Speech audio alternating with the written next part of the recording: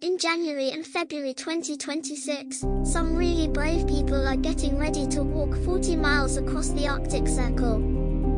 They'll be carrying heavy bags, sleeping in tents under the stars, and facing freezing cold. It sounds hard, right? But they're doing it for kids like me and families like mine. Every step they take is helping the Joshua Tree, a charity that's been there for me, my mum and dad, my little brother, and lots of other families going through childhood cancer. The Joshua Tree helps everyone in the family, not just the child who's poorly. They make sure we feel supported, safe, and understood, even long after the treatment ends. Because when the bell is rung, it doesn't mean everything is back to normal for us. It's just the start of learning a new normal, and the Joshua Tree is with us every step of the way. So each step the trekkers take, they're doing everything they can to raise important funds to keep the Joshua Tree going. Together, they are making a difference. When she was just 3.5, Alice fell seriously ill. She was in nursery and she was a little bit unsteady on her feet, sick. We spoke to the doctors and they were adamant at the time that she was just dehydrated. She went back into nursery and within an hour she'd collapsed. We went to our local hospital who, after doing an initial CT scan, referred us straight to Alderhay. The second we were told that it was a cancerous tumour, the world changed. Alice was diagnosed with a rare cancer called ependymoma, which means she has recurring brain tumours.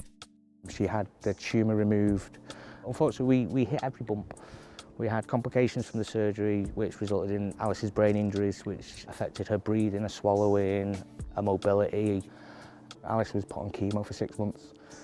During that time, we had another tumour come back while she was on the chemo, so the chemo wasn't really doing anything for them. Even now, we find it hard to grasp what situation we're in, and we're 3 years down the line. Caring for a child with a terminal diagnosis has led to some difficult conversations. How much does she understand about her prognosis? It's a conversation that we have had, and it was instigated by Alice. We'd lost a very close friend of Alice's during treatment, and she was more than aware that that is our reality. And to have that conversation with a 5-year-old to tell you that she doesn't want to die, and that we're doing everything we can to make sure that that doesn't happen, but obviously the reality of the situation is that it will probably happen sooner rather than later. It doesn't mean that we're not trying, and we've not given up, we've not stopped. Our options are limited, but unfortunately because of her age, it's actually a shorter prognosis. And this is why every day is important.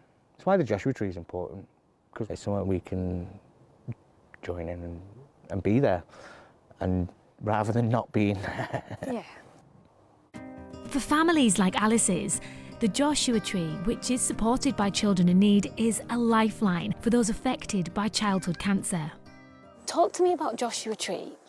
What do you get out of it? To turn up at the Joshua Tree and sort of have somebody throw support at you. It's not even offering it you, it's given to you in abundance. You turn up and you don't know what you want, but it's there. When you see a little kid that's on chemo running around smiling and enjoying themselves and loving life, it reminds you that there is more to it than this. It's an amazing place. Being able to sort of provide support for hundreds of families, it's absolutely amazing. What have I got to be unhappy about?